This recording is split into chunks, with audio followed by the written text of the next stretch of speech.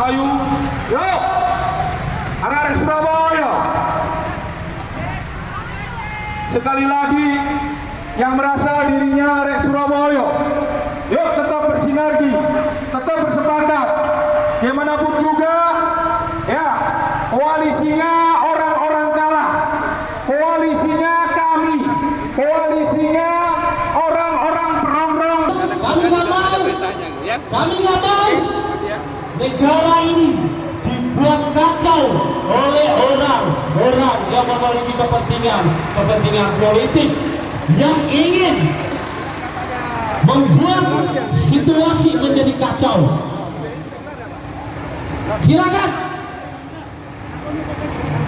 Silakan kita menghormati beliau selaku mantan panglima. Saya menginginkan penjelasan, kita menginginkan sebuah ketegasan dari seorang pemimpin terkait kegiatan-kegiatan yang dijalankan. Semua dikawal. Untuk korlap, instruksi di atas komando, kawal.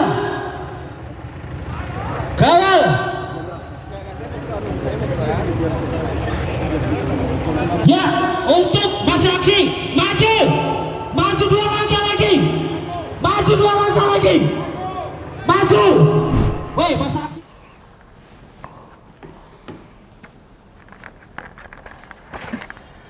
Ya, sahabat Indonesia, kita jumpa lagi di Hot News, Kanal TV Anak Bangsa.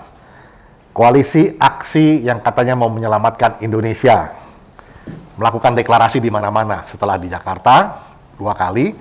Waktu itu sempat mengundang seorang duta besar yang katanya menurut pengakuan duta besar itu dia terjebak atau bagaimana. Nah, sekarang ini masih ada rentetannya terus berlangsung. Terakhir di Gresik atau Surabaya sana, Jawa Timur, dan mengalami banyak sekali penolakan di beberapa tempat.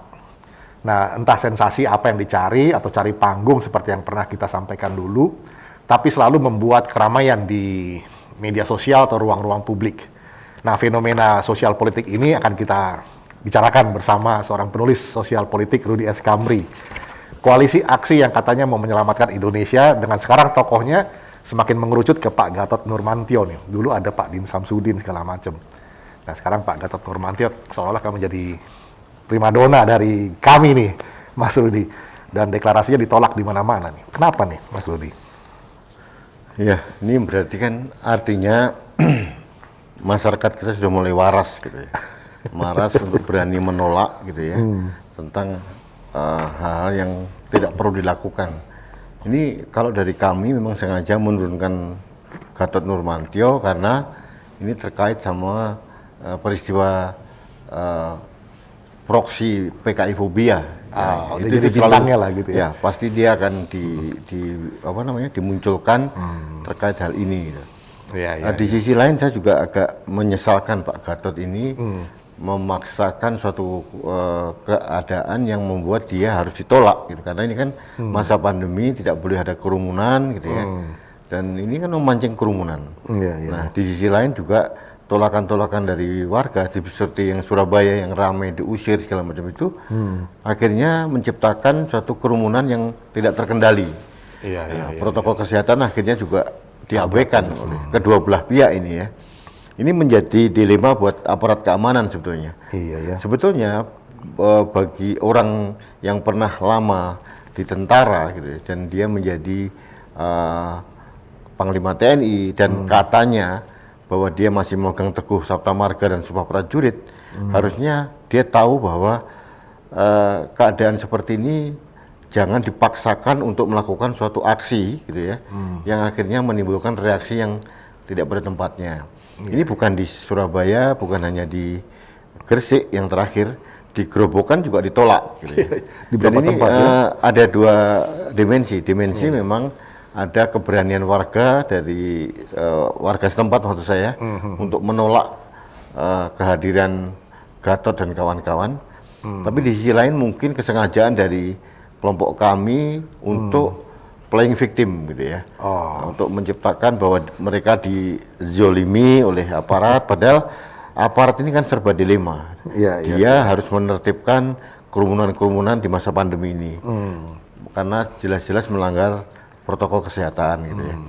Tapi di sisi lain memang petugas ini kan berhadapan dengan orang yang pernah menjadi pejabat tinggi gitu di negeri ini gitu. Jadi kegampangan ini yang dimanfaatkan dan akhirnya mereka merasa terjolimi oleh polisi misalkan.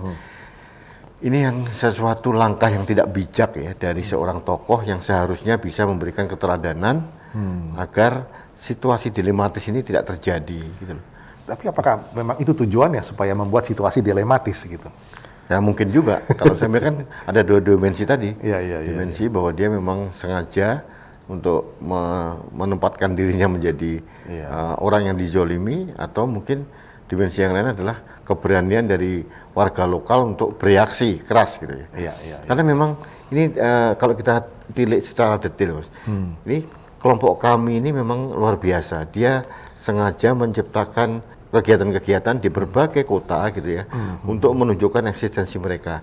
Seperti di Surabaya, kalau kita lihat yang pro dengan kami itu hanya seberapa orang aja, itu nggak banyak, hanya puluhan orang gitu. Tapi karena ini menyangkut masalah Gatot Nurmantio, apalagi beberapa hari yang lalu juga membuat satu sensasi gitu ya. Terus ini terkait juga dengan tolakan warga, jadi akhirnya menjadi spotlight dari media gitu loh. Ini yang harus kita dudukkan, bahwa sebetulnya kekuatan kami ini tidak terlalu banyak secara real ya, secara kuantitatif gitu. Cuma memang mereka memang secara masif memang membuat suatu titik-titik api di berbagai daerah, supaya mereka terkesan menjadi representasi dari rakyat Indonesia gitu loh. Tapi itu kan kesan yang sebetulnya bisa mudah dipatahkan kalau lihat animonya orang yang bergabung di sana kan hanya kelompok-kelompok tertentu, orang kelompok sakit hati, kelompok Islam garis keras gitu. Jadi dan harus dibayar. Nah, tidak seperti itu. Saya nggak tahu apakah itu dibayar atau tidak, tapi yang jelas animonya tidak terlalu besar. Gitu. Sebetulnya dari segi kualitatif sih nggak perlu dikhawatirkan gitu. Apalagi dari segi kuantitatif karena orangnya juga sedikit sekali gitu. Cuma memang ini yang menjadi dilema, menjadi potensi benturan di horizontal ini, dan Gatot harus bertanggung jawab gitu kalau itu terjadi. Ini kan kasihan sekali polisi kita ini. Dia harus menegakkan peraturan karena memang protapnya begitu gitu. Di sisi lain dia harus berhadapan dengan orang yang pernah menjadi pemimpin di negeri ini gitu ya, entah dalam sebagai Panglima TNI, dan akhirnya kan apa ya Mas, konflik horizontal itu berpotensi akan terjadi. Memang berpotensi akan terjadi, dan itu pasti sudah diketahui pula oleh kelompoknya Pak Gatot kan. Tapi tetap aja political behavior ini, perilaku politik seperti ini dilakukan terus, deklarasi di sana, deklarasi sini, ditolak di sana, ditolak sini, tapi ya maju aja terus begitu. Saya kira ini by design Mas, by design ya. Jadi mereka sengaja masuk di kota-kota yang masih zona merah gitu, seperti Surabaya gitu ya, Jawa Timur, kemarin di Jawa Tengah gitu. Ini ada satu kesengajaan by design. Ini skenario jahat ini kalau luar biasa. Artinya gini, Pak Gatot dan kawan-kawan ini tidak mementingkan bagaimana keselamatan dari pengikutnya. Meskipun tidak seberapa ya, tapi ini kan manusia juga gitu, dan berpotensi. Katakanlah yang datang 20 orang gitu, katakanlah itu terpapar, 20 orang itu kan punya keluarga. Multiplier lagi nanti. Nanti akan terjadi lagi. Jadi dan mereka juga berinteraksi dengan orang lain juga. Jadi ini menciptakan suatu kondisi yang sangat-sangat mengenaskan buat bangsa ini gitu loh. Kita kapan, pertanyaan kita gini, kapan kita harus bisa berhenti, bisa menangani COVID dengan benar kalau orang-orangnya tidak punya kesadaran seperti ini. Dan ini tokoh nasional gitu. Jadi syahwat berkuasa itu mengalahkan logika dan mengalahkan etika. Ini yang kita sayangkan gitu. Dan ini saya berharap pemerintah pusat Mas Andri, melalui Pak Luhut ya, yang bisa saya harapkan, yang lain sih membeli sih. Kalau Pak Luhut dia berani gitu loh, menegur keras hal itu. Dia udah bilang kan, bintangmu 4, jangan sok jadi pahlawan. Dia seperti itu. Addressnya walaupun nggak jelas, tapi kita tahu kemana arahnya. Kan Pak Din Samsudin kan nggak punya bintang. Jadi yang bintang 9 kan NU, berarti kalau bintang 4 kan kita tahu siapa orangnya. Inilah yang terjadi. Percikan-percikan ini yang membuat kita jadi prihatin ya. Dalam masa pandemi yang belum menurun ini, hari Minggu itu paparannya 3.900 sekian. Kita sudah mencapai di atas 275.000 orang yang terpapar secara kumulatif ya. Meskipun kita tahu angka kesembuhannya juga tinggi. Angka kesembuhannya di atas 203.000 juga. Gitu. Jadi yang masih dirawat sekitar 60.000 ya. Karena yang meninggal itu 10.000 sekian gitu. Nah, kalau ini tidak dikendalikan dengan ketat gitu ya, itu harus menjadi keprihatinan kita, itu akan melonjak lagi. Sebetulnya begini, pemerintah pusat ya melalui siapapun lah, gitu, Menko Polhukam atau mungkin Satgas Covid harus mengendalikan elit-elit di atas ini loh. Justru elitnya yang problem. Jadi masyarakat itu kan bebek aja gitu kan. Jadi akhirnya kan masyarakat akan dikorbankan lagi. Nanti kalau terjadi lonjakan, masyarakat disalahkan lagi, gitu kan. Jadi ini agak memprihatinkan. Saya pribadi mengecam keras ini perilaku elit-elit yang tidak mempunyai keteladanan yang baik gitu ya. Mau jadi pemimpin boleh, nggak ada masalah, itu haknya dia. Gitu. Tapi kalau dilakukan dengan cara-cara yang tidak elok, ini membuat saya jadi bertanya-tanya ini tujuannya apa sih? Nah, seharusnya rakyat kecil, termasuk pengikutnya mereka-mereka ini bisa melihat dengan jernih ini. Itikat baiknya itu ada atau tidak? Kalau tidak ada itikat baik, ya jangan diharapkan ada cara yang baik juga. Itikatnya sudah kelihatan kok. Dan Pak Gatot ini benar-benar manusia Indonesia yang saat ini tidak mempunyai tanggung jawab sosial gitu.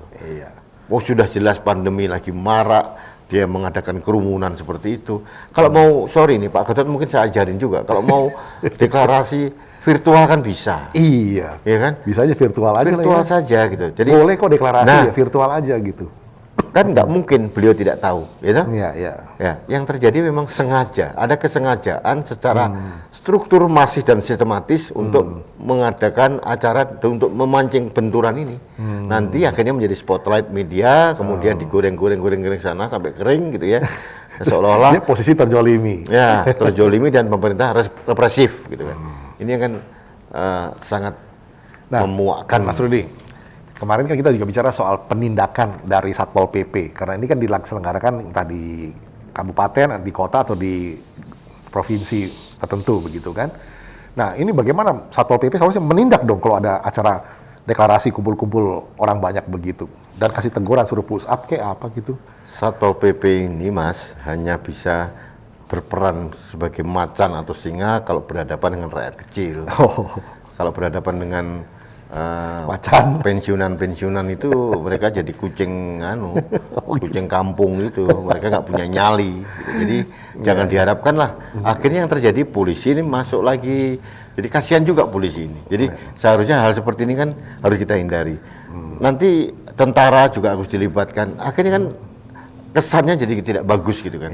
Dan ini memang kalau saya melihat ini kesengajaan secara TSM gitu, bahwa akan menciptakan kegaduhan dan ingin menjadi spotlight media ya. Nanti digoreng oleh kelompok mereka. Kita tunggu aja nanti malam seperti apa. Pasti itu kelompok mereka, karena sebagian besar sudah menguasai media sosial gitu ya. Akhirnya berbagai versi seolah-olah mereka terzolimi, tapi mereka tidak sadar mereka ini menzolimi rakyat Indonesia loh. Nah, di sisi lain Mas, yang terakhir saya ngomong bahwa pemegang kendali keamanan satu daerah itu bukan polisi, bukan tentara. Yang paling bertanggung jawab itu kan kepala daerah. Kepala daerah sendiri. Nah, polisi, tentara itu kan unit operasional, gitu. Harusnya kepala daerahnya yang bertindak, tidak boleh masuk, ya. Izin-izin tidak boleh. Nah, polisi diminta untuk tidak mengizinkan sama sekali dalam bentuk apapun. Nah, ini harus dimunculkan kehormatan dari marwah dari kepala daerah ini, jangan sampai mereka ini seolah tidak punya wibawa gitu loh. Karena pemegang kendali di level kecil kan kepala daerah. Ada lagi wali kota, bupati, gubernur, dan kemudian dia paling tinggi adalah presiden. Polisi, tentara itu kan tidak mempunyai hak politik untuk bertindak gitu kan. Mereka ini kan unit operasional yang digerakkan oleh kebijakan politik. Dan yang mempunyai kebijakan politik kan kepala daerah atau kepala negara gitu loh. Jadi mesti lebih berperan lah gitu ya. Ini gitu. Jadi tolong harus tegas gitu ya, bahwa harus dideklarasikan ya, asosiasi wali kota se-Indonesia ada, Ya, ya. asosiasi bupati juga ada, asosiasi gubernur juga ada. Harusnya mereka berani menolak kerumunan massa dalam bentuk apapun. Itu Tidak dia. harus dengan bentuk kami, ya. Iya. Kita juga nggak boleh. Jadi Iya. kami, kita atau siapapun lah, pokoknya tidak boleh mengadakan kerumunan. Ya, kasus Tegal itu kan menjadi menjadi pembelajaran bahwa Iya, iya. bagaimana seorang yang sangat bodoh gitu ya, yang kebetulan mempunyai keberuntungan jadi wakil ketua DPR, melakukan kegiatan yang membahayakan rakyat begitu banyak, ribuan mayat. Iya, iya. Ribuan rakyat itu kan nyawanya itu kan dipertaruhkan karena kebodohan seorang wakil rakyat, itu wakil ketua DPR. Nah, Iya. ini jangan sampai terjadi. Iya, iya. Masa sih seorang jenderal bintang 4 tidak mempunyai pemahaman seperti itu? Iya, Gitu kan? iya, mestinya punya hati lah. Dia punya hati. Tapi di sisi lain memang pemerintah juga harus tegas. Iya, iya. Kepala daerah itu harus tegas, Iya. menolak gitu. Jadi Jangan harus ada sungkan-sungkan ya. deklarasi. Presiden harus membuat deklarasi. Ini bukan masalah pengekangan hak demokrasi. Iya, Ini menyelamatkan manusia, menyelamatkan rakyat ini. Iya, Jadi iya, iya. hal seperti itu diabaikan dulu deh. Kita fokus pada penanganan pandemi. Iya. Kalau tidak, nggak akan selesai ini pandemi ini. Iya, betul. Itu jadi apalagi nanti pilkada lagi. Iya. Jadi saya nggak tahu apa yang terjadi. Ini Jadi, dia. Yang terjadi terjadilah. Ini kayak lagu aja ini. Gitu. Ya, tapi kita bukan Indonesia terserah. Indonesia itu terserah kita bagaimana kita mesti bertindak. Sahabat Indonesia, hak politik bukannya akan dipotong, tetapi lakukanlah dengan cara-cara yang kreatif. Misal tadi diusulkan oleh Mas Rudi adalah ya deklarasilah secara virtual juga bisa kan lewat online. Tidak perlu mengorbankan rakyat di kumpul-kumpul yang sangat berisiko untuk terpapar. Begitu, mudah-mudahan bisa didengar saran-saran dan masukan dari Kanal TV Anak Bangsa. Kita jumpa lagi di session berikutnya. Indonesia Maju.